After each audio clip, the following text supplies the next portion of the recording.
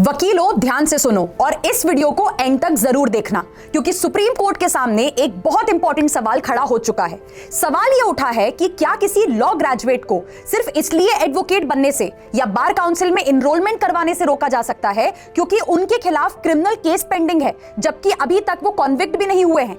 असल में 2017 में मद्रास हाई कोर्ट ने बोला था कि जिन लोगों के against serious criminal cases pending हैं, उन्हें स्टेट बार काउंसिल्स एनरोल ना करें, लेकिन जिनके ऊपर माइनर केसेस या बेलेबल ऑफेंसेस या सिविल डिस्प्यूट्स पेंडिंग हैं, उनका एनरोलमेंट हो सकता है।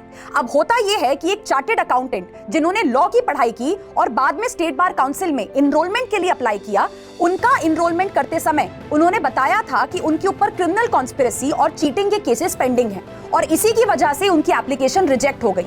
अब यही चार्टेड अकाउंटेंट सुप्रीम कोर्ट गए हैं और इन्होंने कहा है कि पहले तो मैं कॉन्विक्ट नहीं हुआ हूं, सिर्फ एक्यूज्ड हूं। दूसरा कि इस बेसिस पर मेरा एनरोलमेंट ना करना article 19(1)(g right to profession का वायलेशन है।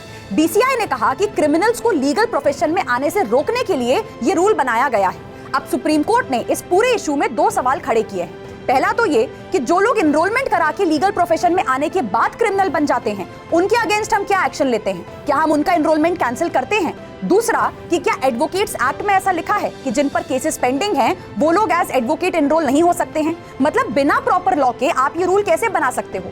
तो अब सुप्रीम कोर्ट इस इशू को एग्जामिन करेगा और ये केस बहुत ही ज्यादा इंपॉर्टेंट है, क्योंकि ये एक बड़ा सवाल उठाता है कि क्या किसी को सिर्फ एक्यूज्ड होने पर लीगल प्रोफेशन में आने से दूर रखा जा सकता है। आपका क्या ओपिनियन है, कमेंट सेक्शन में जरूर बताइएगा।